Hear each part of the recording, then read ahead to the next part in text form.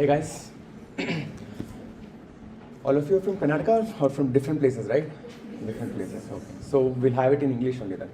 So to start with, very good morning. It's still 11:20. It's not afternoon, right? So myself, Dr. Sachin, and I come from Kodial village. Am I audible? It's enough, right? I have sore throat, so I come from Kodial village, and I'm a doctor by profession. And this was my 4th attempt at UPSC, and I taken anthropology as my optional, and have secured All India rank 41 this year. So I'll be getting IAS, which is a dream for all of you, right? So, and I'm also going to Labasna tomorrow, your dream place. So I have a flight tomorrow at around 11 a.m. So that's about it. That's my background. And coming to UPSC, you might, all of you might be aware of why to take this examination, right? So I need not elaborate on that, right? Even coming from a medical profession, there's a reason why I chose UPSC. See, the first thing is, obviously, UPSC provides a platform, equalizer, a level platform for every one of us coming from different humble background. And in India, we have this great Indian middle class dream. This is not audible. It is audible? Yes. No need of explanation? My voice is louder, I think. Yeah, if you want, you can utilize it later on, okay? So first of all, UPSC examination is a great levelizer, and it provides equal opportunity to break the generational curse, right? So we all come from humble backgrounds, we are all aspirational in a way. So to cater to that, for example, you have seen, right, there are candidates, there's someone coming from Shepherd community, there are doctors, there are IITians. So everyone has to crack this examination and they can get a go at higher positions. And second thing is, UPSC is very dynamic and very diverse oriented. For example, even being a doctor, I would have spent 9 to 5 p.m. the day, very mechanically, catering to the patients, doing the same routine job. But with UPSC, that's not the case. Getting into IAS, you will be posted with around 35 to 40 different departments. And you will be facing dynamic challenges, different set of people, different conditions, different working conditions, everything. So that dynamicity is there. And most importantly, I believe UPSC gives you a golden opportunity to work for the nation, right? And that's most important. And we are, I think, as Honorable Prime Minister say, we all are at this very important stage, right? We are all at the period of Amrit Kal. And we all are aspiring to see India a developed nation by 2047, right? And this is the best opportunity to work towards that. Obviously, there are other professions through which you can cater to that, but UPSC provides a royal path, if I can say. And also UPSC, see, as a doctor, I could have dealt with individual patients, one at a time.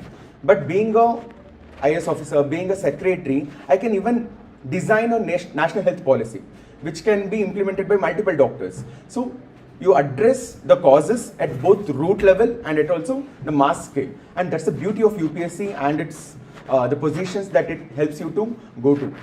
And that's about UPSC, and I hope you all are sincere about UPSC, because as I say, there's no better examination than this. Believe me, even I was sitting like you just 2-3 years back, right? So no one recognized me, but now I was invited everywhere, right? For felicitation, for toppers talk, this and that. And that's only because of UPSC as an examination. So be sincere with your process, and I'll tell you, as we go on, I'll tell you about the strategy, what all worked for me. So we'll discuss on that. We'll also have a Q&A session where you can ask your doubts, and I'll be addressing them. And I'm more interested in Q&A session rather than this monologue way of saying. So let's see how it goes. To start with, as you all know, UPSC is conducted in 3 different stages, right? First we start with prelims, then the mains, and then the personality test. And there's a reason why we call it as a personality test rather than the interview. Okay, we'll go about that. But to start with, there is prelims. And you know that prelims is conducted in 2 papers, right? One, we have a general studies paper, and second thing is we have a CSAT paper, aptitude test. So how to prepare for it? And if anyone asks, any topper for that matter, they'll all agree to the fact that prelims is one of the most difficult stage in the examination, right? Because around 10 lakh people attempt this examination, at least apply for the examination, around 7 to 8 lakh people give a go at prelims, and then only around 10 to 12,000 people clear every year. And then they get the chance to write mains, and then only around 2,500 people will get a chance at interview or personality test, and then only hardly 700 800 students clear the examination, depending upon how the vacancies are in a given year. So considering all these factors, prelims is the most difficult stage of this examination. Why it is difficult? Can anyone tell? Why do you think? Has anyone given prelims here? Oh, none of you have given. Okay, you're all attempting for the 2026 attempt, is it? Okay, fine. So you might have heard at least, right? If not first-hand experience, you might have heard from your friends, from your study partners, whoever it is, that see, there is a reason why people keep on flunking or failing at UPSC prelims stage. Primary reason being, prelims is a very dynamic examination. It's not, see, first thing you should realize when you enter this preparation for UPSC examination is that it's very different from the old school, right? Old school style of examination. What do I mean by that is, see, till our academics or till our graduation, what all we have done, there are set number of books, there's a prescribed syllabus, and we just memorize or learn whatever is given in the textbooks, and there'll be questions based on that, examinations based on that, and we just go and write it. But for UPSC, it's like a amoeba. It's very amorphous. And what do I mean by that? See, UPSC doesn't give you any prescribed boundary or a prescribed syllabus. You have seen the prelim syllabus. You have all seen the prelim syllabus, I believe, right? They have mentioned seven syllabus points. History, geography, environment, economy, science and tech, current affairs, polity. Right, so these are the 7 subjects, and they haven't made it very clear, and they have kept it so broad, like any questions they can ask and they can say that this is coming from this syllabus point. But with respect to the mains, it's very well elaborated, with very well prescribed, so mains becomes little easier. But I'll tell you how to go about it. But prelims that's not the case. It's very open, and as they say, they can ask anything above the earth and below the sky. But nowadays, they're also asking below the sky and above the sky, below the earth and above the sky. But that's the thing with prelims. It's very open. You don't know where the questions are coming from, right? For anyone who has prepared the Hindu or in Indian Express, whatever it is, the newspapers, even for them it becomes difficult to tackle the current affairs questions, right? But one thing I'll make it clear, to clear prelims, and okay, before going there, how to prepare for prelims, I'll just tell you about my own UPSC journey. To start with, I gave the first attempt around 2021, and see, I was a doctor, and then I did my internship, and then had to do my COVID duty, and after that I was working in a telemedicine platform called Step Up, and it was started by a Bangalore commissioner. So it was a telemedicine platform, and I couldn't prepare very well for that first attempt, okay? So I couldn't clear, I just gave it, and many of you might be thinking that I'll just give an attempt just to see how the examination is about. That's a wrong move, okay? Even I did that move, but it's a wrong move. You should always prepare well and then give a go, then it will be, because you'll understand. Without writing mains, without clearing prelims, you'll never understand what the UPSC examination is all about, okay? There is a reason why people keep on failing at UPSC prelims and they get stuck in that cycle. If you write mains, only if you write mains, you'll understand what the UPSC examination is all about. Because there's a different approach or a different mindset that is required to prepare for prelims, and a different mindset to prepare for mains, and a different mindset to prepare for an interview or a personality test. And this no one tells. This is where we are all end up being failures, right? This no one tells. And we have to figure it out ourselves. And it took me 3 to 4 attempts to figure this out. There's an approach, there's a way to go about for prelims, and the way you prepare for prelims can't be replicated for mains, and similarly the way you prepare for mains can't be replicated for the personality test. So there's an approach and there's a mentality, different mindset required. We'll tell what it is. So I gave my first attempt at around 2021, and I couldn't clear that prelims, and then I started preparing on my own. And then I gave 2022, I could clear prelims. Consistently, I have cleared prelims thereafter. Like first attempt, I couldn't clear. And second, third, and fourth attempt, I have cleared prelims. And there is only one reason why I could do it very consistently. The first thing is the static. Static is most important. It's like, if I can say, it's like your mother. You should never leave it. Okay? You can't, current affairs is like GF, whatever it is, but static is like your mother, so you shouldn't leave it. And to start with, see, if I divide the entire prelims, you can divide it into two different categories, right? One is conceptually oriented subjects, and other thing is the current affairs oriented subjects. In first category, that is conceptually oriented subjects, there are, I would say, geography comes there, polity comes there, economy comes there, and also to an extent environment comes there. Whereas current affairs oriented subject, there are like history, for example, not current affairs, factual oriented subjects, there is history, and there is also environment to an extent, and also there is current affairs. So you have to divide the prelims into two different categories. One is conceptually oriented, other is fact oriented. And the approach for conceptually oriented subjects is, first thing is you need to have very good understanding of the concepts given there, right? You should understand what is this. See, if you don't understand what is low pressure, what is cyclones, how it is formed, what is the impact of La Nina, El Nino on Indian climate, Indian monsoon and all that, you won't be able to answer those questions. And if you don't understand the polity, the articles, right, what are the powers of governor and how it impacts federalistic system of the country and all that, you will not be able to face it. So, and even in economy, you should know, like, if you are taking monetary policy, how it will affect depreciation or appreciation and all that. And nowadays, even there, UPSC is making sure that they're not asking, see, there was an era, they were just simply asking you what is monetary policy, what is inflation, all that. No more UPSC is doing that, right? So UPSC has also upped its game, and UPSC will always do that. UPSC is always evolving, and it will always try to match the current competency of the candidates, right? So it wants to pick the best candidates out of you. So it will always try to up the game. So first thing is the conceptually oriented subjects, and second thing is the factually oriented subjects. And in the conceptually oriented subjects, first thing is you need to make sure all the concepts given. For example, see, I'll tell you the resources also, but it's anyway clear, right? All the toppers, there is no magic book, okay, that the toppers refers to. It's all about how we study that matters. It's not about what we study. What we study is almost common. It's available on the Google search anywhere. Even I have my own Telegram. I'll be putting up my resource list. You can refer to that. But how you study matters a lot. And first thing is, with respect to these subjects, make sure that you have 100% clarity. And if you have any doubts or any gaps in your preparation, you should access everything that's possible, right? See, now this is the age of AI, right? You have Grok, you have ChatGPT, Gemini, all that. And even if you don't understand a simple concept, you can ask an AI tool and it will answer. And there are YouTube videos which are very informative and also will tell to explain you through videos, animation and all. So please make use of that. First thing is conceptual clarity. And second thing is very good understanding of PYQs, previous year question papers. See, previous year question papers are like, as I was telling you, UPSC is amorphous. What I mean by it doesn't have any boundary. Okay, there's no clear-cut boundary.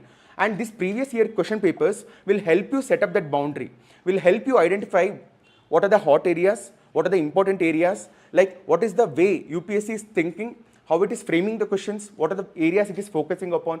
See, there's a language, just like there's an operating system, right? OS for iPad or Windows for laptops and all. There are some language used by UPSC which can't be replicated by other institutions, right? You might have given different kind of mocks, or you will be giving different kind of mocks, but the quality of mocks as conducted by the coaching institutes compared to that of a UPSC is very different, right? So there is a language which UPSC uses. There is a reason why UPSC is coming up with so and so options for a given question.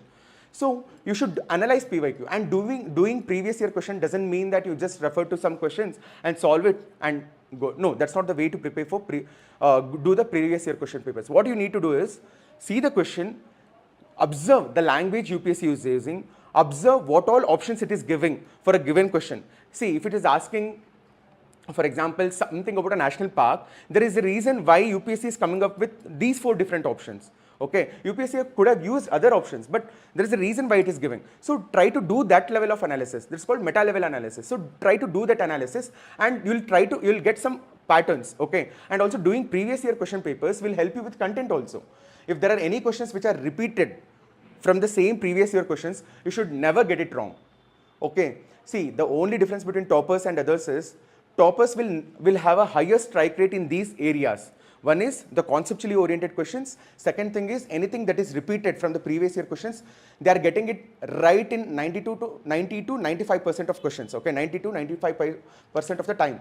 Whereas others will miss out. You are getting only 50 to 60%, but that doesn't work, okay. So second thing is previous year question papers. And for example, you need to start it now itself.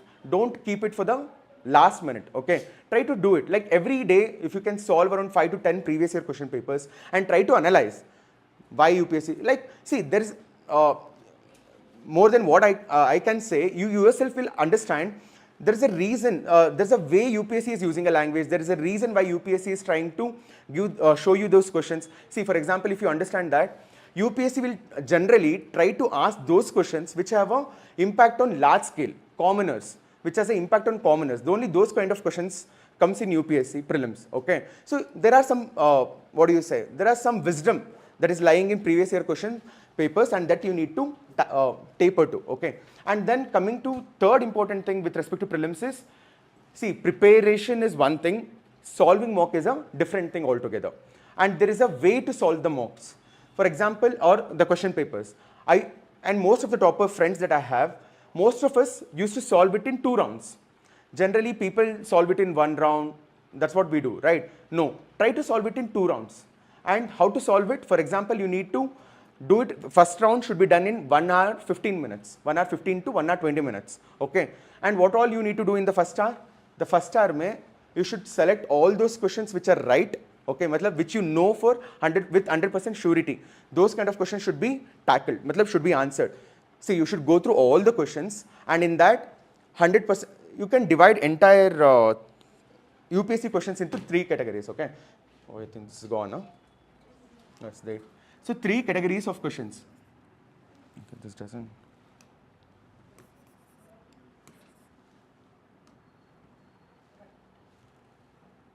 Where's the pen here?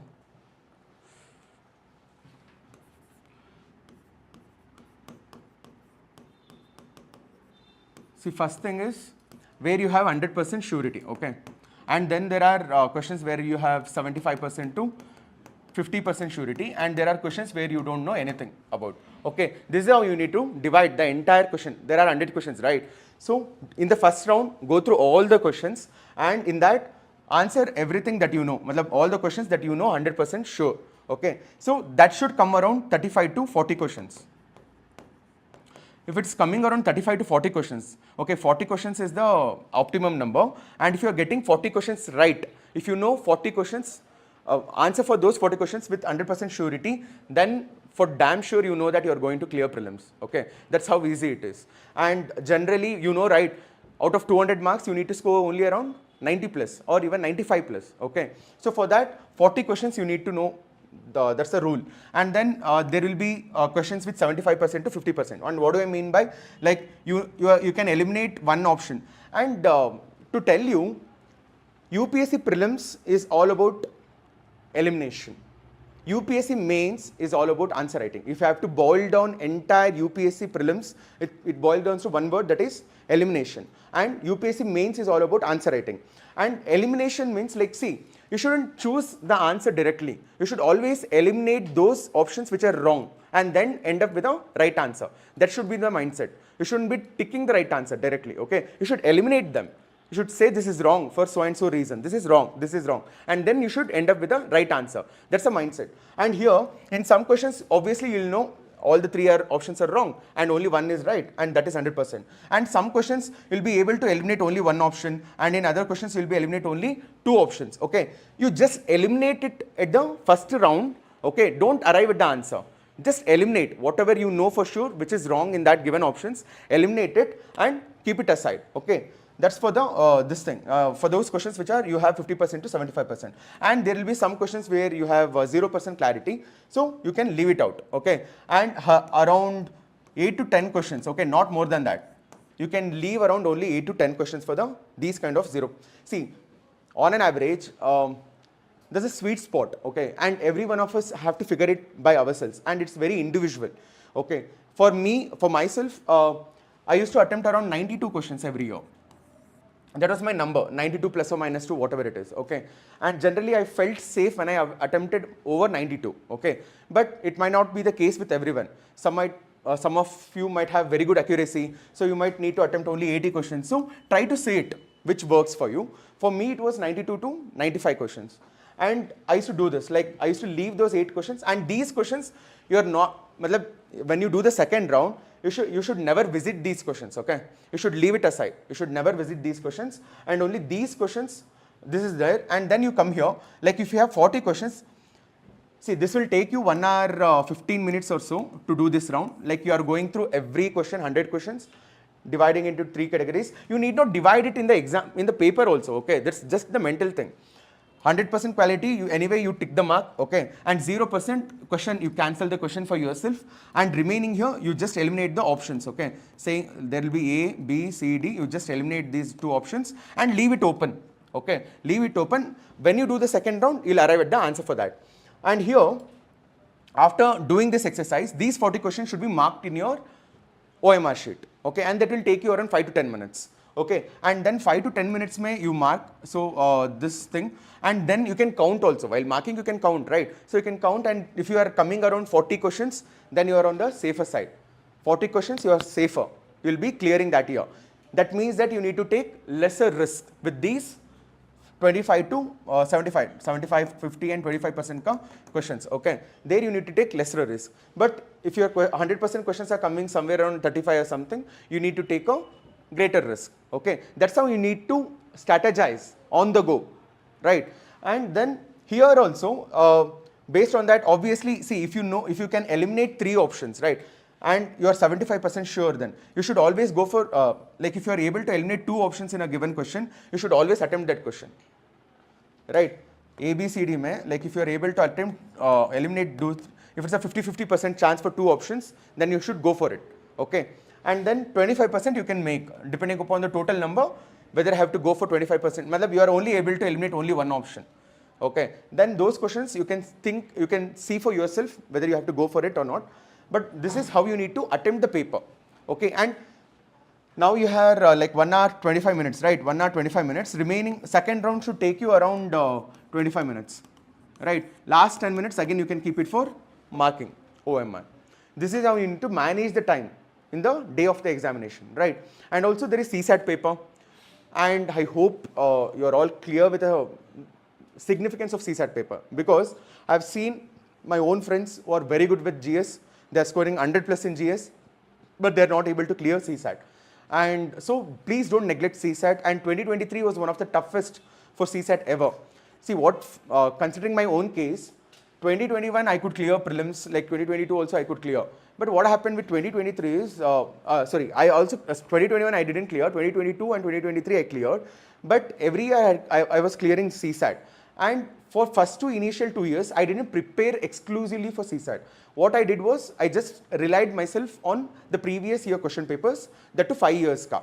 So I just solved 5 years previous year question paper, and if I was aramse getting 90 plus, so I thought I'll clear it, because at the end of the day you need 67.5 or so, right? So I was thinking 90 hai, so there's enough margin, huge margin, so I can clear. So I didn't prepare exclusively for CSAT. But what happened in 2023 is, you know, right, 2023 was one of the toughest prelims ever, and toughest CSAT also. And one of the reason was the tougher CSAT. And what happened in 2023, I cleared that year also, only because my English comprehension was good. But that year I cleared only with 5 marks ka margin. Then I thought, okay, so UPSC has started upping its game. Now it's time for me to upskill myself, right? So you need to be very dynamic in that sense. If UPSC is doing something, you should follow UPSC immediately. Okay, you shouldn't wait for it. So the next year, for 2024, for this year, I dedicated myself around 1.5-2 months for exclusive for CSAT. Exclusively in the sense, in my prelims exclusive mode, I also gave enough time for CSAT preparation. And CSAT preparation is quite easy, okay? See, you know, the entire CSAT can be divided into 3 categories again. As I've told you, GS you can divide the entire categories into 2 things, right? One is conceptually oriented and factually oriented. Factually oriented areas or subjects require as many time revision, you should revise it as many times as possible, and you need to make it as broader as possible. You need to cover different materials for that part. For example, history, But if you ask me, you should depend more upon the conceptually oriented subjects than factually oriented subjects. You can never be 100% sure with the facts, right? You know, like history, how UPSC is asking. Even if you do 5 to 6 times revision of old NCRT, spectrum and all, still you can't be, you won't be able to answer certain questions in UPSC history, right? So don't worry too much on those factual oriented subjects. Strategize in such a manner that the polity, the economy, right, then geography, then science and tech, right, and then you have history, environment.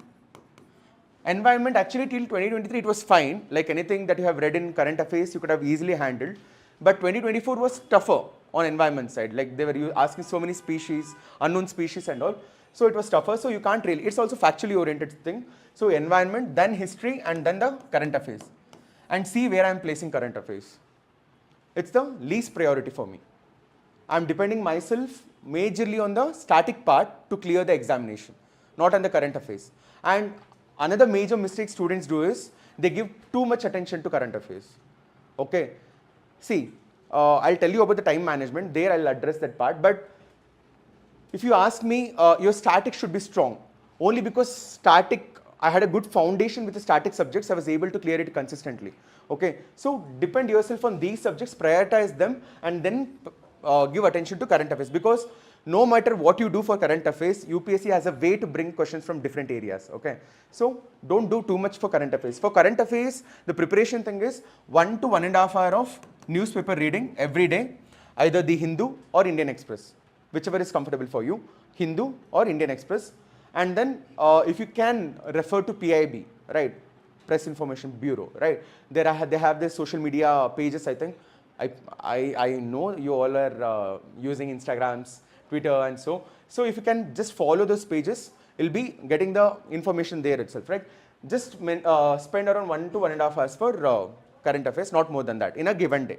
Okay, rest of the thing I'll tell it here itself. See, if you ask me if you can study dedicatedly, with full attention, full concentration, 8 hours in a given day. I have this simple rule, okay, 8 plus 8 plus 8.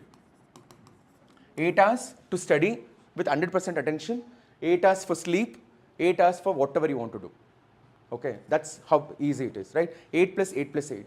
And 8 hours, it's not like you're sitting in front of the table and then you are like opening the mobile.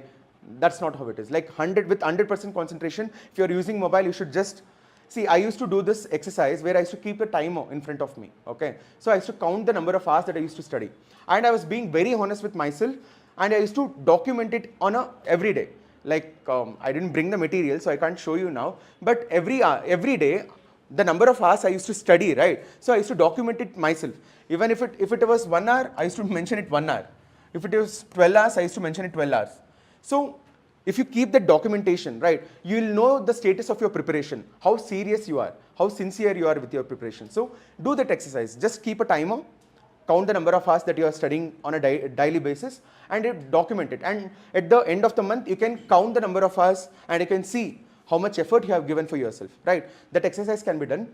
And so if you are studying for 8 hours, see, again, what number of hours to study depends on the season. It's a seasonal preparation. It's a marathon, right? You need not burn out yourself in the month of August per se. Generally, how you need to if I can give you the long-term plan, now is the month of August, right? And you people are giving the first attempt in 2026 prelim, May. So, right, so August to say December tak, you need to prepare exclusively for mains. And also, if you're a foundational course ka student, you need to do those subjects which have overlap for both mains and prelims. And what are those subjects? They are very clear. Economy, polity, right? History, geography, right? They have overlap for both prelims and mains. And also, to an extent, environment is hardly 35 marks for mains, but still you can do it. Or you can prepare for ethics, okay, which you are never preparing, right? From December, you will not be touching ethics. So, prepare ethics now, GS4 paper, and then all the mains papers you should prepare now within December, and then also optional. And see, you have to divide your daytime into 2 parts. Like 50, like you have, if I say now you are studying for 8 to 10 hours, you need to divide it into 1 hour or 1.5 hour for current affairs, including notes. And also, current affairs don't make notes for prelims thing, okay? Make notes only for mains, and that to keyword based notes, okay? Only keyword based notes. Out of the entire paper, 20-25 pages ka paper aayega na, usme hardly you need to make half a page notes. Again, I haven't bought the notes. Hopefully, I'll tell it in some other video. But hardly how to make notes and all. Just keyword-based notes. That too theme-wise and paper-wise. Take a book, divide it into GS 1, 2, 3, 4, and then divide it into different themes. Okay. There you note down what are the important keywords or content given in paper for that theme. Okay. You need to use that in your answers. Okay. And that's what gives you that X factor. Believe me, most of us are referring to the same materials, and there's nothing unique that you are bringing in the paper, and there's nothing differential. And only if you can bring those differential will the examiner give you good marks, right? So you need to note down the content given in the newspaper only in the keyword based format, and that should be done within 1.5 hours. And then the remaining 4 hours you can prepare for GS, and remaining another 4 hours for optional. Why so much of importance for optional?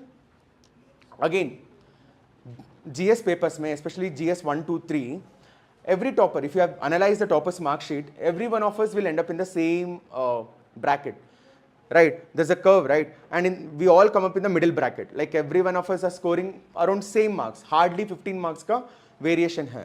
Whereas GS4, right, essay and optional, these are the differentiators.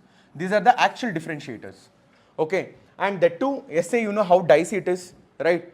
And have seen people who have flunked UPSC only because of essay, okay? And there is a reason why UPSC is keeping such a paper. Like you have seen, after 2021, UPSC has started with a new format of asking questions, right? They have come up with something called as philosophical essays, abstract essays, right? Earlier it was just general studies, but now, so I would consider essay, it's like more like a personality test written in the written format. It's like a personality test, but you're writing it. That's the difference, right? So basically essay is all about how you are as a person, right? What you do in your free time. That's what matters essay. Essay ke liye there is no specific book, there is no specific mentor, right? You should know the structure of writing an essay. There's a skeleton, right? You should understand what to be written in the introduction, the body part, the conclusion, everything. And then there's a way to introduce also. There's a way to hook an examiner, right? There are different methods to that. So you need to know that structure part, but rest all the content, everything, the ideas, everything will come only from what you do in your free time. And what do I mean by that? See, you'll be having dinner, lunch, whatever it is, right? And you'll be having coffee, whatever it is. During those time, try to refer to certain YouTube channels or Twitter handles, okay, who are giving you so much of knowledge. For example, there is someone called Paul Graham on Twitter, and there is channels like the School of Life in YouTube or Kurzges Act. These are the different channels, okay. I used to refer to them, and these YouTube channels will give you different diversity of ideas. And I believe if you have to click, if you have to get those higher marks, and you should always target 120 plus in essay, and that's doable. Anything beyond 120, it depends on the day, it depends on a lot of other factors, but 120 should be guaranteed for any year. And I have scored 141 once in essay and 120 this year. Okay, and I had started this year 50 minutes late for essay. I had this dilemma. This year I was not able to choose between two essay topics. I think there was one on mind and future. I don't remember the topic now. So there was one on mind and future, and then another one on happiness. So I had to struggle between these two topics. Which one I have to choose? So I had to brainstorm for these two different topics. I spent around 15 minutes for one topic and another 15 minutes for that. And I had to brainstorm and had to see what all value additions that I have. Then only I arrived at a decision. And also, there were other factors, but okay, I started it late. And I had ended up with 120 marks, which is a decent, not that great a score, but 120. But you should always target 120. That's doable, okay, with essay. And GS4, again, GS4 is important. People are scoring around, say, 135, 136, 140 and all, right? So GS4 is another differentiator, okay? And again, here, you need to have conceptual clarity. You need to come up with value additions, and you need to interlink things. There are different ethics based concepts. There are different ethics thinkers, philosophies and all that. And if you can make it, like if you can showcase that in your answers, right? And it should be very organic. There should be a flow in your answers. It's very easy to score good marks in GS4 also. And then you have optional. And the demand of UPSC examination with respect to optional is you need to prepare it at the master's level, right? Somewhere between undergraduate and PG level, right? And that's where you need to put that extra effort. If your optional is your graduation subject, then you need not put that much of an effort. But for me, for example, I had taken anthropology as my optional. Okay, so I had to give enough attention to that. And the case with anthropology is every one of us will start thinking that 3 months mein ho jayega anthropology preparation, but that's not the case.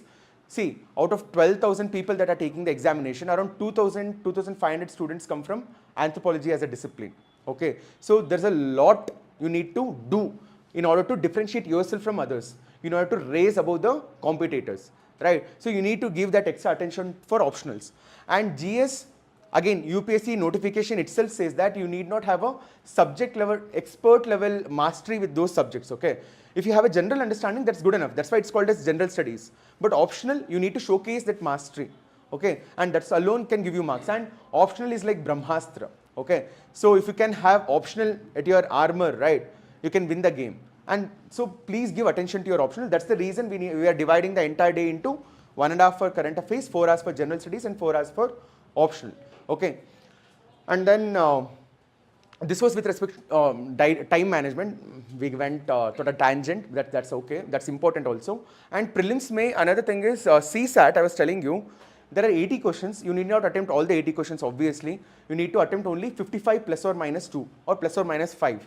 Okay, that should be the target. Again, in CSAT, 55 plus or minus 3 should be the target. Okay, and there also, see, again, identify your potential, right? Or identify your strengths. For example, for myself, English comprehension was I was doing good. My accuracy was good at English comprehension, so I was solving it in the initial moment. So out of 2 hours, what happened? So out of 2 hours, the first 30 minutes, I used to solve all the 27 questions of English comprehension. And you know, right, CSAT is divided into 3 categories, 27, 27 or 27. 27, 28, 27, 28, 27. So comprehension ke liye there are 27 questions, logical reasoning ke liye there are 27 questions, and another 27, 28 questions for mathematics, right? Hardcore mathematics. So English comprehension, I used to solve it within the first 30 minutes. And then the remaining 1.5 hours, I used to solve another 27, 28 questions. So that used to end up 55 questions, okay? So you can strategize yourself, see what is your strength. For like many of us, English might not be our strength, right? In that case, solve the reasoning and also mathematics questions and then go for English comprehension.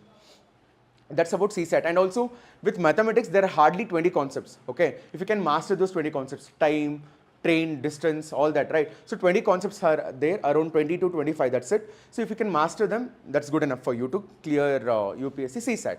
So this is about UPSC prelims, okay? Then we'll move to UPSC mains. UPSC mains, again, I was telling you, it's all about answer writing, okay? One word is answer writing. So, and see, I was coming from scientific discipline, right? So throughout my graduation, I was a science student. So for science students, it's like 2 plus 2 is always 4. But humanities doesn't work like that. 2 plus 2 can be 3, 2 plus 2 can be 5 also for humanities. There's a beauty with humanities and you need to appreciate that. And for myself, I took some time to appreciate the humanities aspect of it, to write the answers. See, as engineers, we all know how good we write the answers, right? So humanities is a different ball game. So for that, so you need to dedicate enough attention, enough time, enough efforts to master answer writing. And I have to take a very huge class to tell about answer writing and all that. But I'll just tell you briefly. See, with respect to mains, for prelims, you need not make any notes except for those factual things or last minute revision ke liye. If you can make some short notes, that's good enough for prelims. For mains, GS4 and optional, you need to have your own notes, handwritten own notes. Even if you're referring to topper's note, that's okay, but you should inculcate in your own notes, okay? Because if you have your own notes, if you can organize them very systematically, the way you can generate points in the examination, it all becomes easy for you, right? So have your own notes for GS4 and optional. And other topics, GS1, GS2 and GS3. See, I'll tell you, GS1, you need not prepare exclusively for it. whatever you have done, whatever you have done for prelims, if you can refer to the same sources, that's good enough. For geography, you have referred NCRTs and some other toppers or whatever it is, that's good enough for the mains also. And if you have referred this old NCRTs, spectrum for history, that's good enough for mains also, right? You need not do anything extra. For society, obviously, it's very dynamic.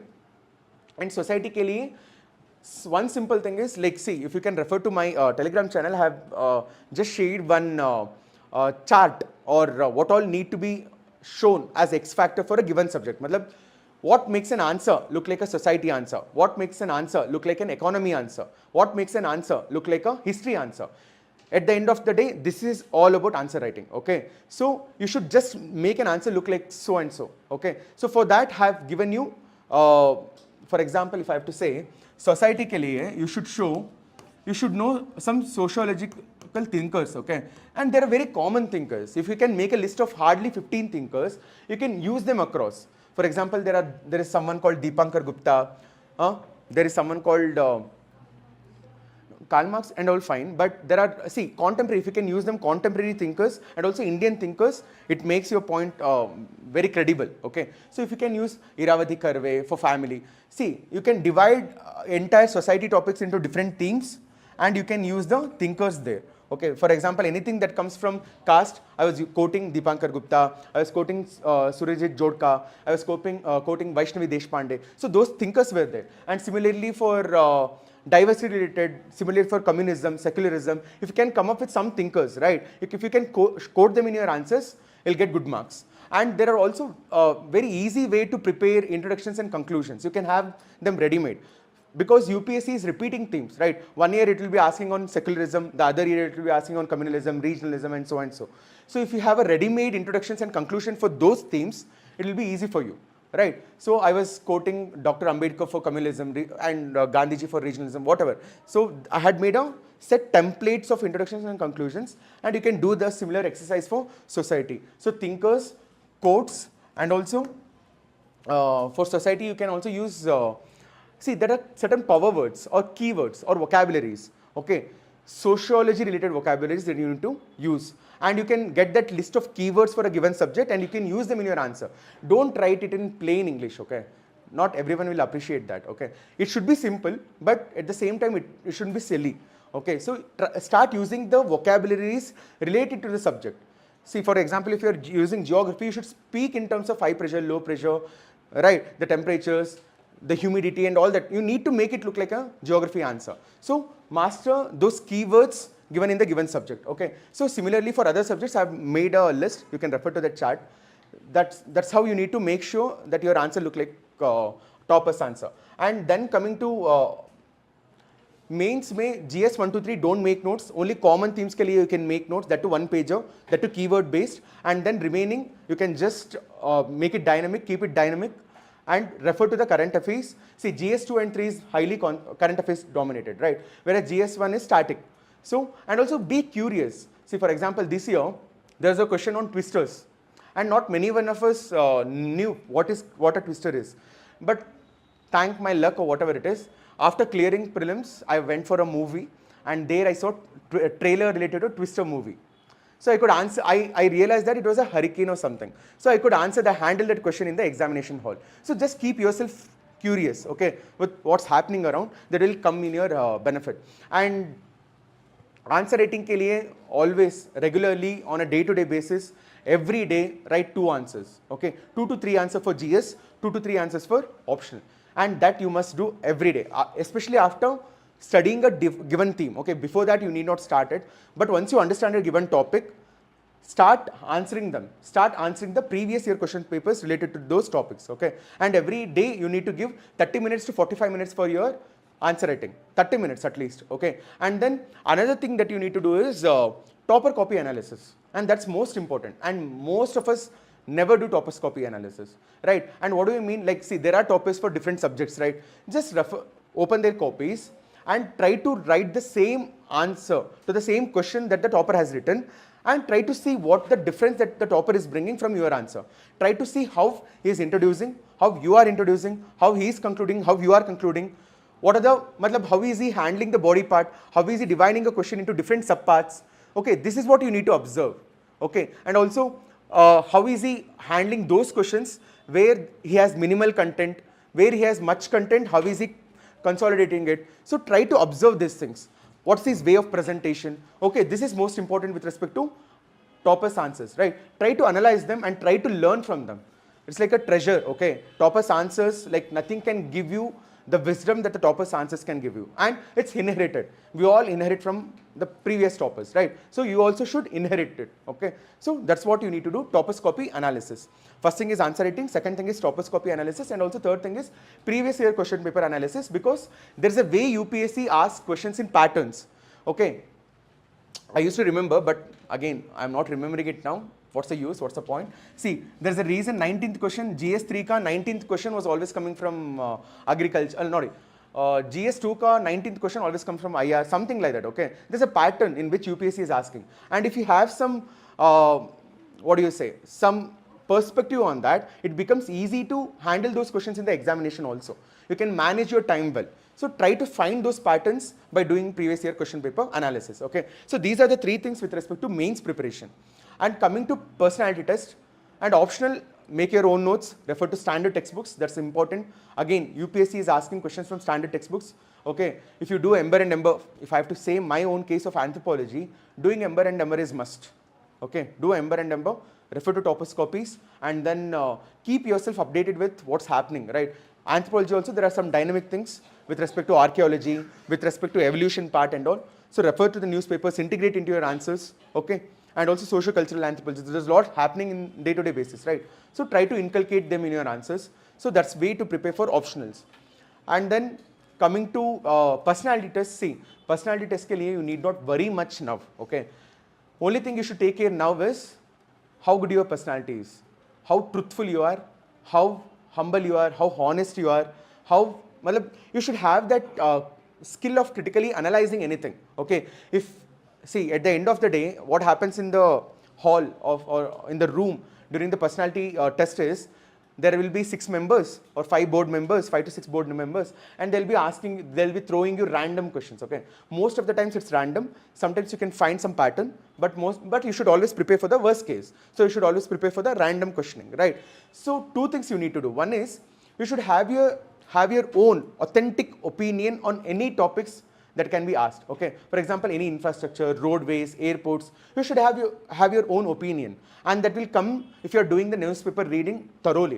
If you're doing the newspaper regularly for one continuous year, you'll develop your own opinion, okay? You'll know the status, you'll be able to handle it. So do that, develop your own opinion. And also during that time, you can also refer to some official channels. There is Sunset TV, right? There are other podcasts that you can refer to. So that will do it separately, but you need to do this thing. One is framing your own opinions for anything that can be asked, okay? You should have your own opinion. And examiners will value. If you are parroting someone's opinion, it's not appreciated, okay? If you can give your own authentic, own original opinion, examiners values that. That is one thing. And second thing is, you also need to inculcate or cultivate your communication skills. That's important. Again, we might be comfortable with our mother tongue, but in the examination, see, there's a scope to take a transcriber also, but generally what happens is, what you say and what he says to the examiner there can be huge difference, right? So it's better to take examine or interview in the English itself, and you try to develop the skill of communication.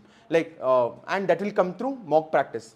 If you can give multiple mock interviews, you'll get that ability to speak well, okay? That comes only with the practice. There's nothing you can do, okay, for communication skills. And third thing, all those minor things, for example, you need to prepare your DAF well. All these things will do it separately. Now you need not worry about that. That can be done between that mains and interview. There is a huge gap, right? During that time, you can prepare yourself for that. So this is about personality test. So these are the 3 different stages of examination.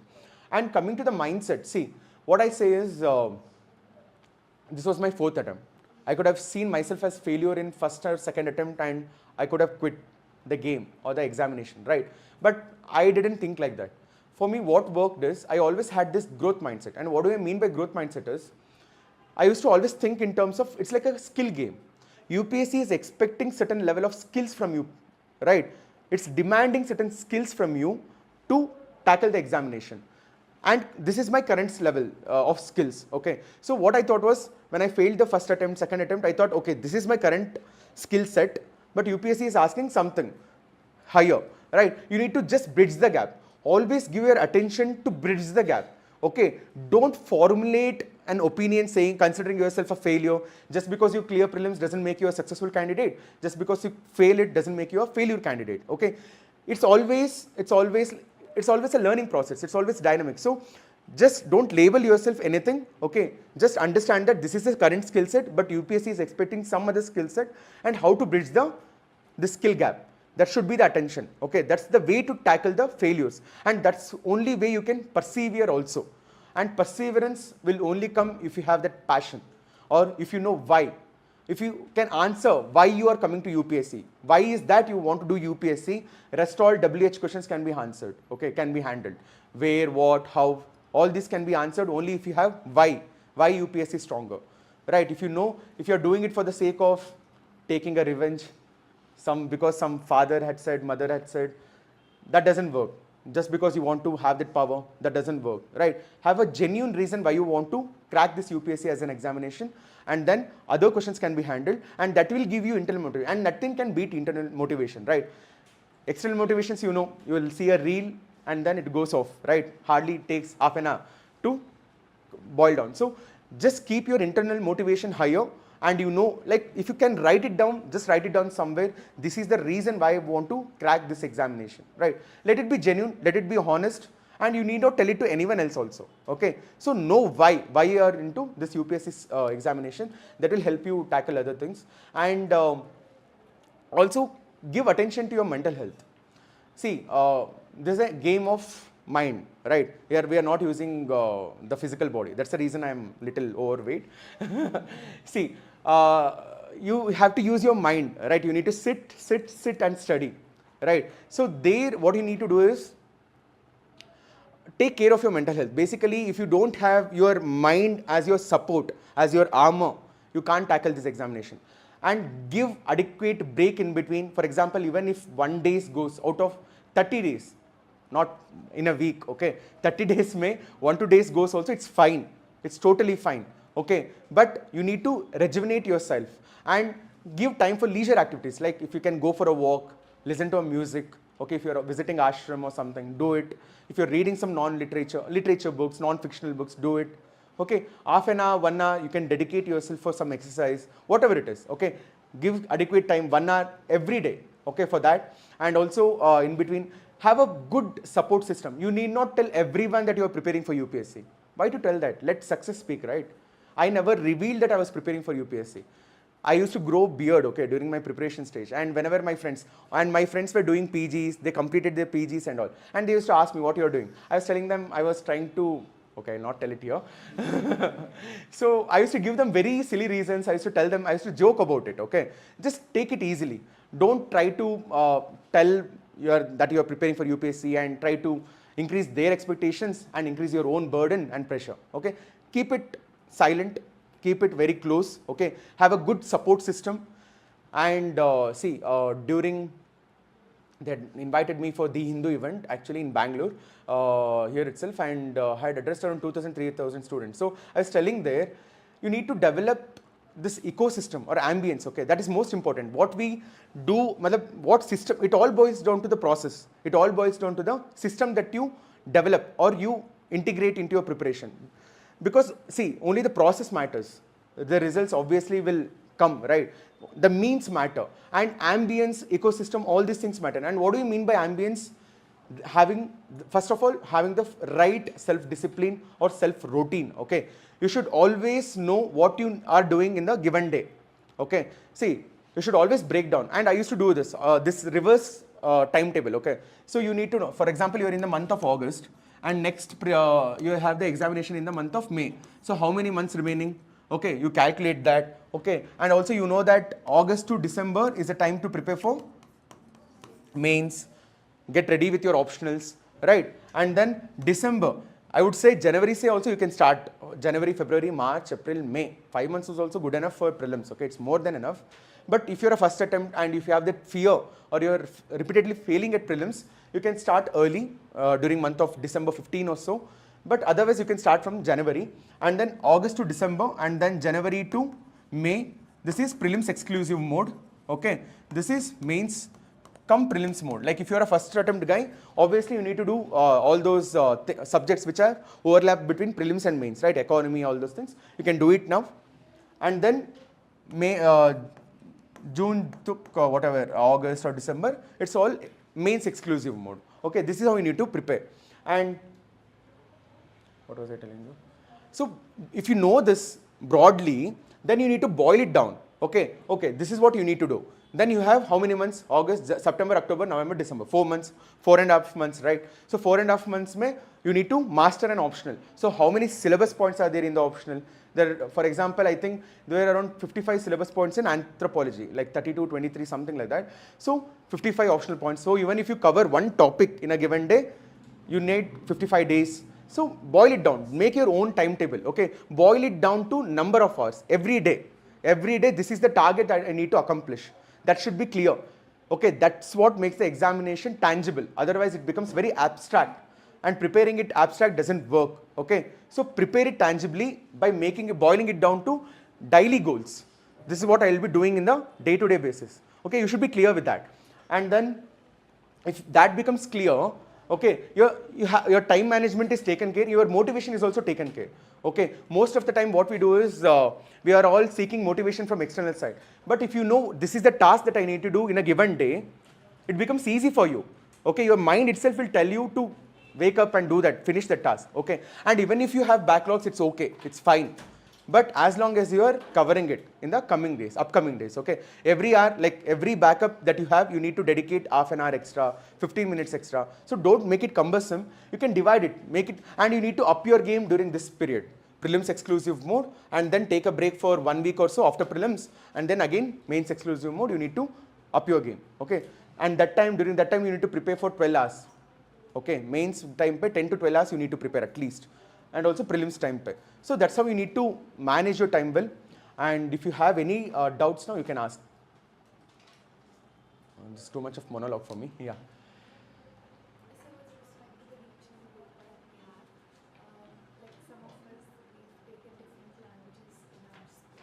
Right.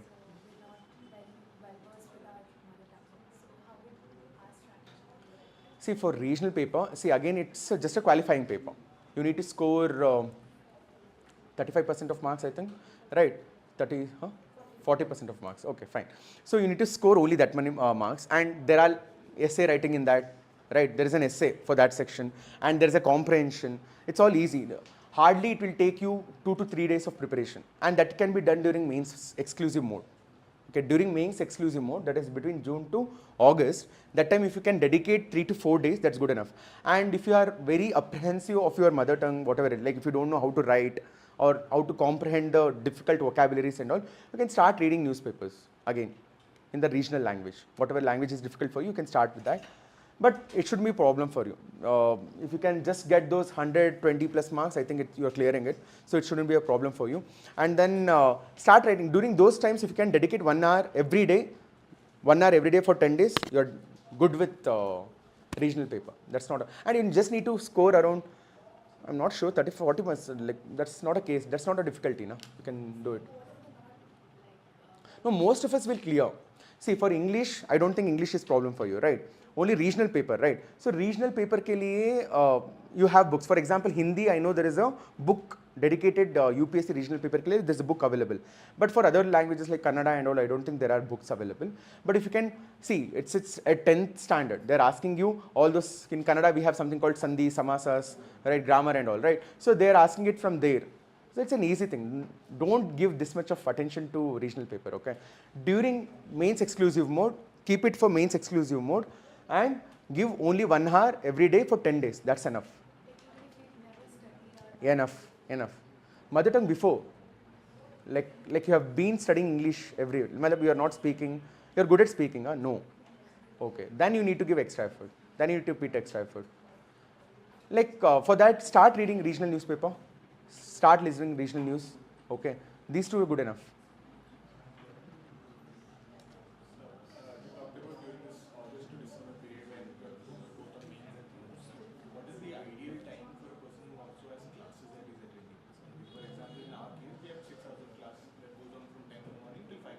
Okay. We learn a lot of things actively in class. After class, what should See, 10 to 5 if you have the class, right? So remaining how many hours you have? So you'll come back, right? You need some break, 1 hour, not more than that.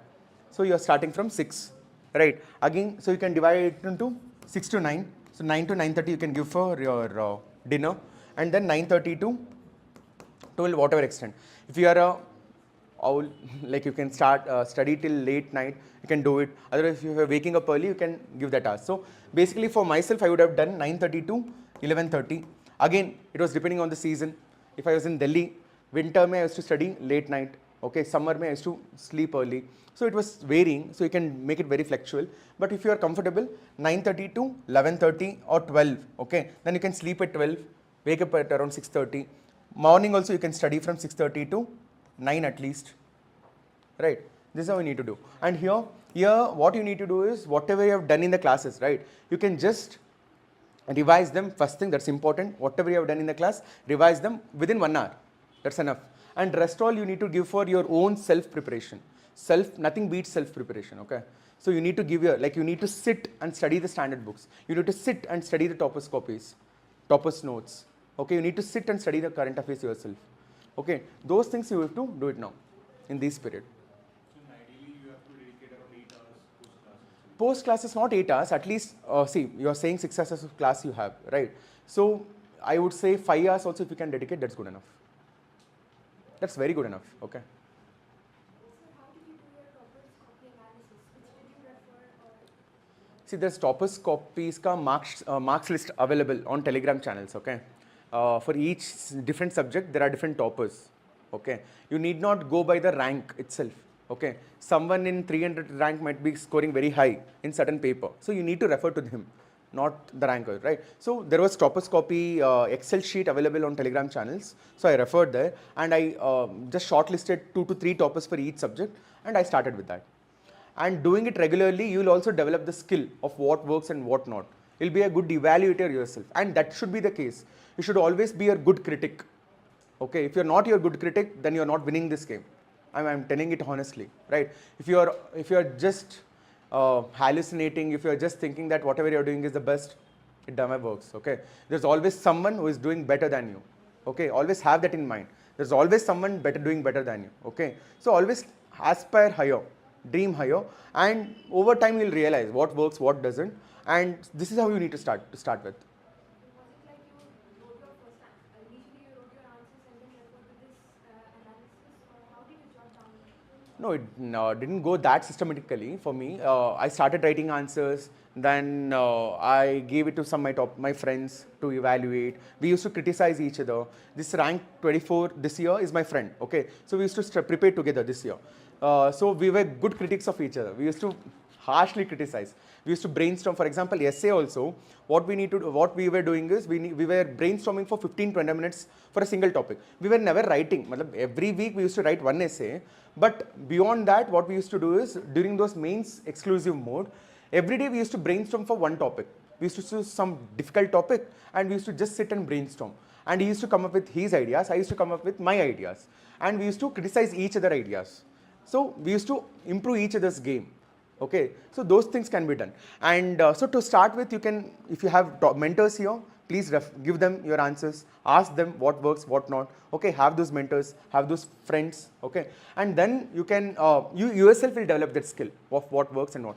Looking at the toppers copies. Okay, this is how you need to proceed with. So as I'm starting from the scratch, it is very difficult to remember what was taught in the class.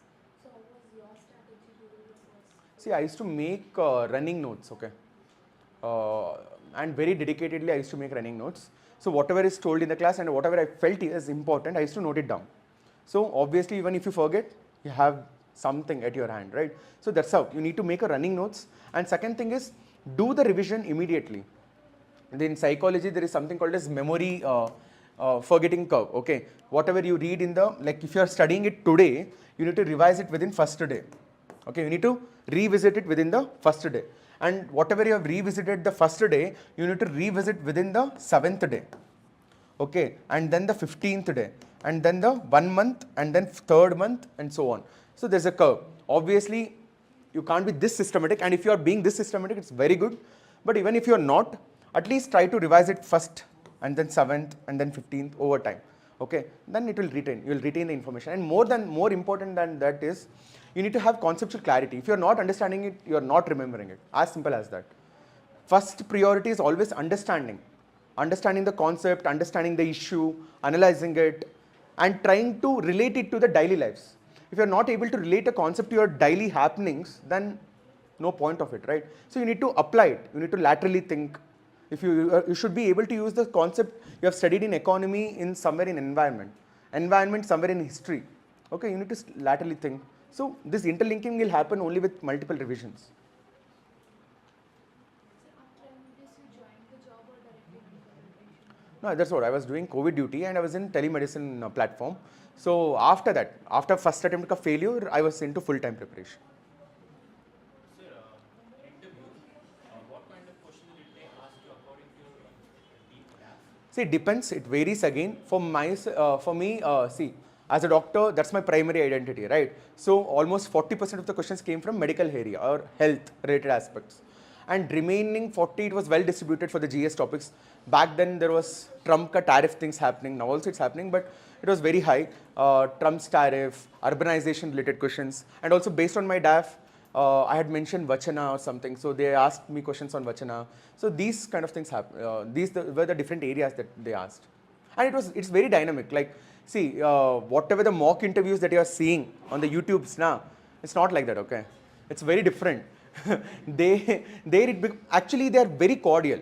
At least it was in my case. There are some other notorious members, but at least in my case, it was very cordial, and whatever the answer that I used to give, they used to ask a follow-up question based on that. So it was a very friendly conversation that happened. So you mentioned that in CSAT you have very good at comprehension skills. Right. So I have gone through the PYQs of CSAT, but I was very confused about the questions, options that was mentioned down there. So it was very similar in type. So how were you able to do that? See, English comprehension, that's where the accuracy problem is, okay? And it looks similar and you get lost. For that, first thing is read the Hindu. Hindu is a prescription, okay? If you can understand the article given in Hindu, you are good to crack the question in UPSC CSAT, okay? So regularly, if you do regular reading of Hindu, and also start practicing, I think there's Agarwal, there's a book by Agarwal book on comprehension or something. So you can refer to that. There are certain principles on how to arrive at answers in the comprehension. So if you can refer to those principles, but I never referred to them, okay? So if you can refer them, I think you will improve your comprehension skills. One is reading regularly anything, Hindu or whatever it is, newspaper, that will help you. And second thing is solving it. And solving it through these principles. These things will help. So for interview your graduation or whichever area you need to know everything about that. It's okay. See, that's what I'm saying. You people are thinking much ahead. Always think what's next, okay? Interview ke liye you can worry about it later. Now is the time to think majorly about mains plus optional preparation. And coming to your question, there you need not know everything about your graduation, because for me medicine has 19 or 23 subjects, okay? So I can't go back and revisit all the subjects. In general, I'm also from nursing background. Okay. So they'll ask you anything that matters anything that is public.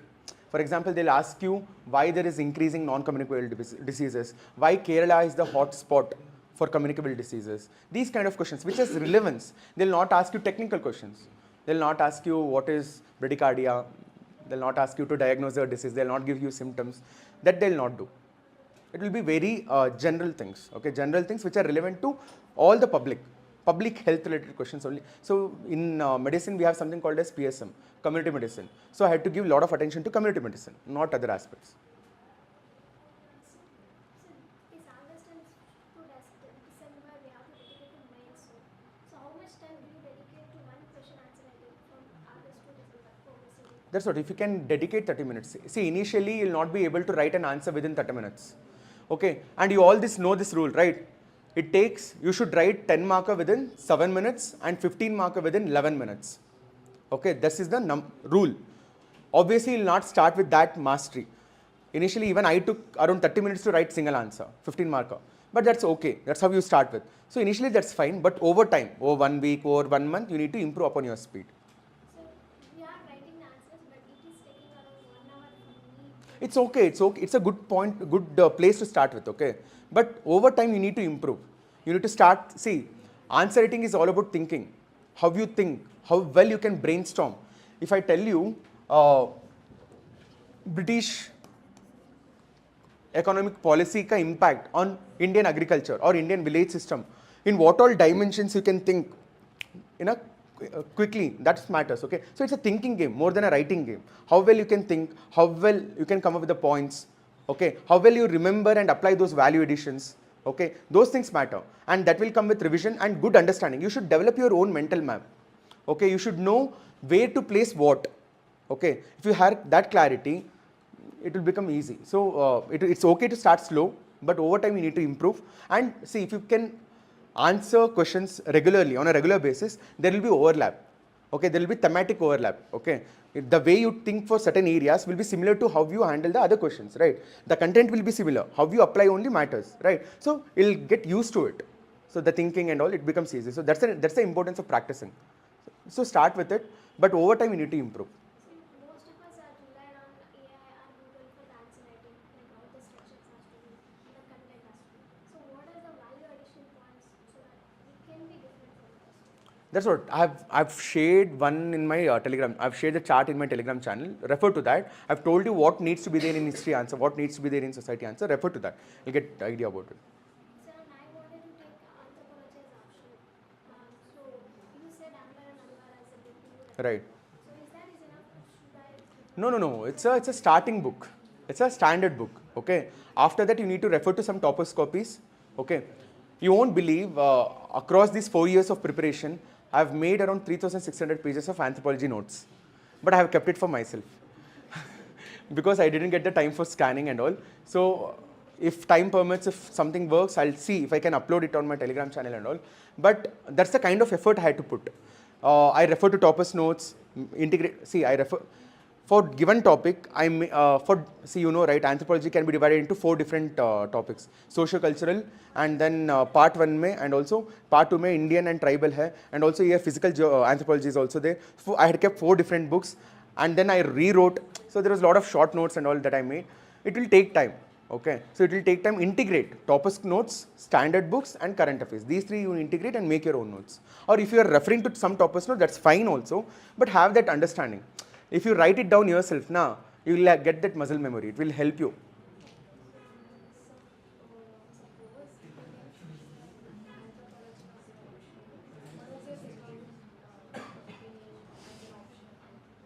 Second, see, I was confused between anthropology and also philosophy, but I went with anthropology because philosophy, see, I can be biased, right?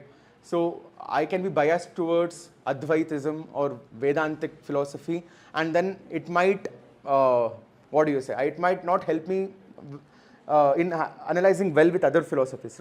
So I chose anthropology because it was good mix of both humanities and science, and also it has a very good overlap with my medical option. So, yeah, medical background. Yeah.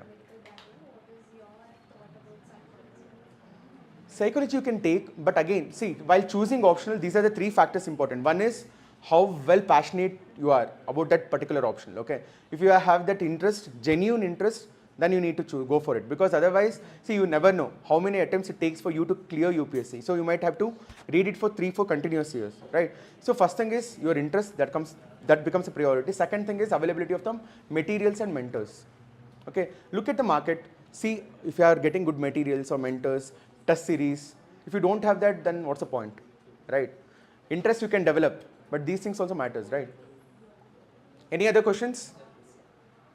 So with respect to answer writing, how did you start initially? Because at this level, I'm not even able to decipher the language of some of the questions. Or with respect to some questions, there's too much flow of information. So I'm not able to figure out as to what to write, and what to skip. So initially, how did you start with that? Start writing shitty answers. Start with that. Okay, see, don't hesitate. This is the mistake. This is the amateur mistake that we all make. Okay, we think that there is some perfect answer somewhere and then you need to bring it on the paper. That's not the case. Okay, that's the beauty of humanities also. It gives you clear page, blank pages, and you have the scope to create your own model answer, the best answer. There is no single best answer in humanities. There can be multiple best answers in humanities. Okay, so start with shitty answer, it's fine, but over time, see that's what I'm saying. You have to do that toposcopy analysis. You have written an answer, okay? Write the answer for the same question that the topper has written and compare it with this topper's answer, right? Then you will understand, okay, how well he is able to bring up with multiple dimension. How is he minimizing? How is he maximizing? Minimizing means, like as you said, you have multiple, like you have huge content, but you don't know how to consolidate it well. That's minimizing. How well he has done. How well he has maximized. Matlab, he knows hardly 1 or 2 facts, but he has made a very good model answer out of it. So all these skills you need to develop, and that will come with practice. Okay. So every day, don't hesitate, write answers, and try to compare it with toppers' answers. And toppers' answers are readily available nowadays, right? So that shouldn't be a problem for you. Sir, in prelims paper, how to decipher the language? Of UPSC. See, again, UPSC uses very standard language, okay? And what I meant by language is not the English or the word and all that. There's a way in how UPSC is trying to trap you. There's a way in how UPSC is trying to give you the hint to the question. Along with the options, or even the way it is framing the question itself. Okay, so that you need to figure it out. And that can be done with the previous year question papers analysis. It can be done self. It should be done self. It should be done self. You need to sit with a previous year question paper, take any previous year question compilation, 10 years, that's good enough. Okay, start with that and try to see, oh, what is, like ask yourself the question, why? That will give you the answers. Sir, there is something called the theme will be repeated. Silence. There is something that theme will be repeating. UPSC is going to repeat the theme. How to understand that? No, for example, what they say is history mein Buddhism, Jainism, these themes get repeated, right? So you can see the number of questions that are there. Like every year, see, UPSC is increasing the importance for IR. IR is one topic or one theme, right? So IR may also, you can see that if there are any conflict related areas, the UPSC is also asking the boundary nations of a given country. These are the themes, right? So you need to prepare, like if anything happening in this year, It can go beyond that also. it can go beyond. But see, you can't do all that, right? You can't be preparing for those 20 bounces. The mantra for UPSC preparation is, if you start preparing for bounces, you'll not get it, okay? Always, there is something called as Pareto principle, right? 80-20 rule, right? 80% of the questions come from 20% of the syllabus. So master this 20% of the syllabus. Then alone concentrate with others, okay? Don't try to prepare for all 100 questions. That won't happen. Even toppers will be sure of only 40 to 45 questions in prelims. That should be the target. So you attempted and you cleared it the 4 times. So in those previous years, how could you manage your time and studies? Did you all I told no, after first failure attempt, I didn't work anyway, so I was into full-time preparation. But there, especially second attempt, I was still in Bangalore, so I was not that well versed with mains. Well, the first attempt I couldn't clear. Second attempt I cleared prelims. Okay, then mains was new. I was not that well prepared with mains, and this happens with every one of us. Like after clearing prelims, we'll get that dosage of achieving something, but that's not the reality. So, but that happened. Prelims I cleared. I was not well versed with mains game. Then after writing first mains, I realized what the game is about. Then I started preparing well. In the third attempt, I should have ended everything because now I am familiar with prelims, mains. At least I should have scored better with mains and then. But what happened in the third attempt, I had health issues. I had a fall from the cycle. So I had a lumbar injury, disc injury and all. So I had to, it happened during that June to August month. Mains, after prelims results came and then I went to ashram and then I was coming back and then I had an injury. So I couldn't deal with that properly. I couldn't prepare well for the third attempt and this attempt, everything fell in place. So do you suggest like if you didn't clear in first or second, do you suggest to go for job and working? See, I would say that 1 or 2 years of dedicated preparation you need to do. Beyond that, you have to make the choice. Okay. Otherwise, you'll be stuck in this cycle. Always, see, that's what 1 to 2 years of dedicated preparation is must. At least your heart should say that I've given my everything for this examination. Then alone, you'll not have that regret of failure. Otherwise, you'll feel that if I had done that, I would have reached somewhere. So that scope shouldn't be given, okay? So you should always give your best 1 or 2 years ke liye. After that, even the examination preparation becomes easy because most of the things get repeated, okay? That thing which took you 10 hours can be done by 3 to 4 hours. So in that time, the remaining hours you can give yourself for the job also. Again, it depends on a lot of individual factors. Like if you have a supporting family, you can still start preparing. I was fortunate enough to have a supporting family. But if not, that's not the case. If you don't have financial independence or something, then you need to work. Again, way to work, that becomes the question, right? Then you can work within the UPSC coaching industry. So a lot of other questions that need to be addressed. Any other? Optionals, yeah, they will ask you questions on optionals. You need to revise it for the personality test. But if whatever you have prepared for mains, that's good enough. Anything else? Can we wind it up? Yeah. I'll tell you later. Then, anything? Huh? Sachin B G, I think. Sachin B G, AIF 41, Method to Madness. See, sorry for that. Like I was not able to upload a lot of my content and all that, but I'll try to do it. Sachin B G, Method to Madness of UPSC. That's the channel name.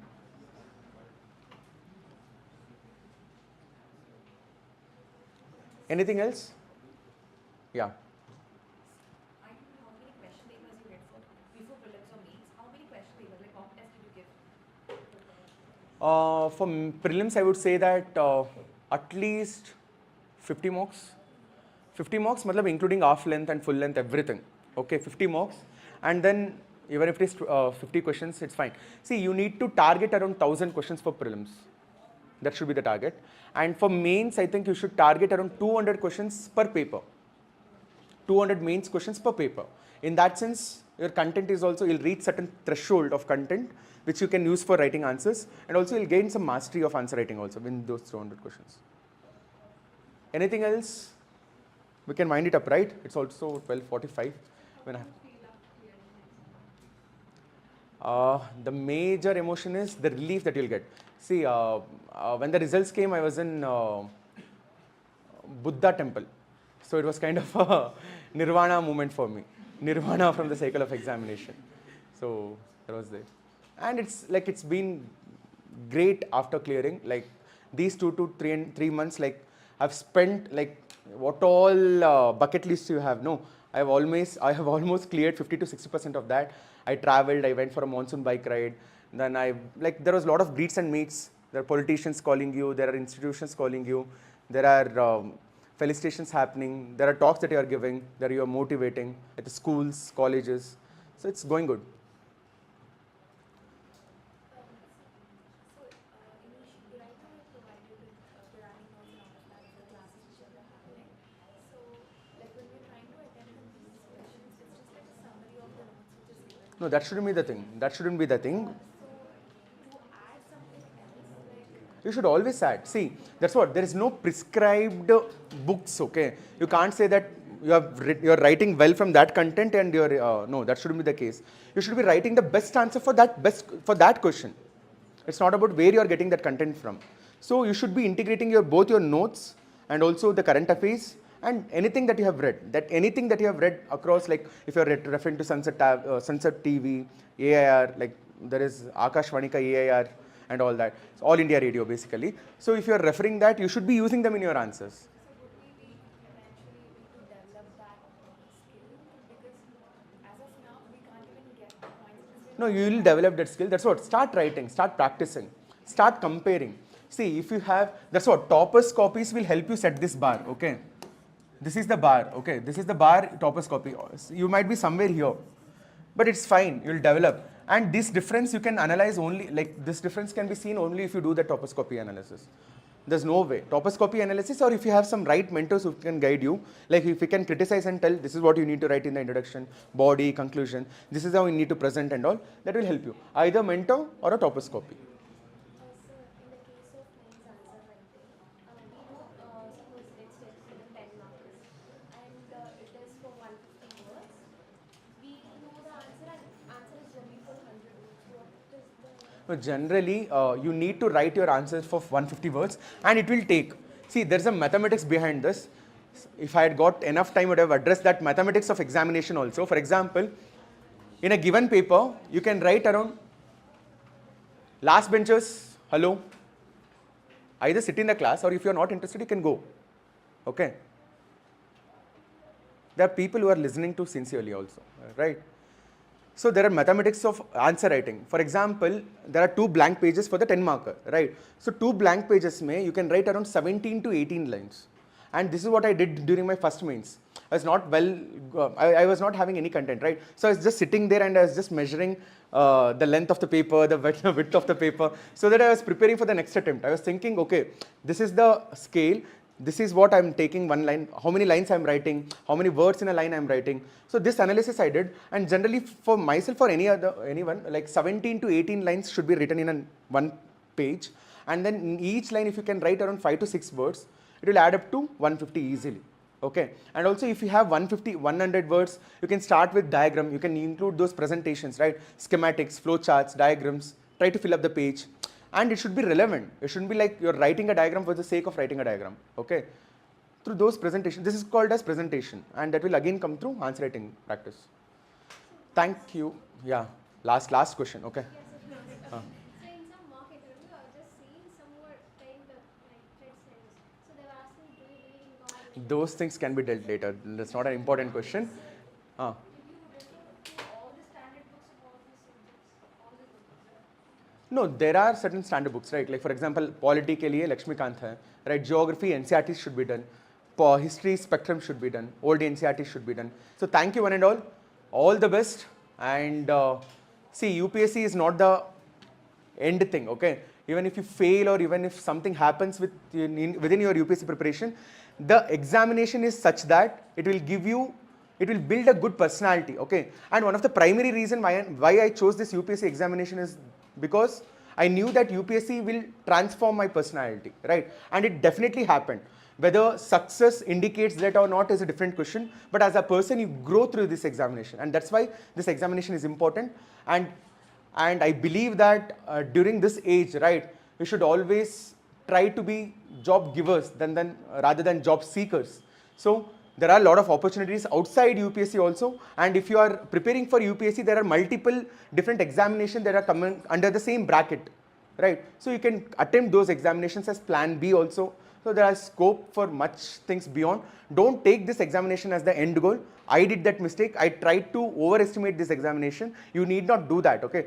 Treat this as an examination with some, some rules, some hidden rules that you need to figure it out and prepare well, and you'll crack it, okay? So do well and take the benefit of all these good mentors here, right? And do well. All the best. Thank you.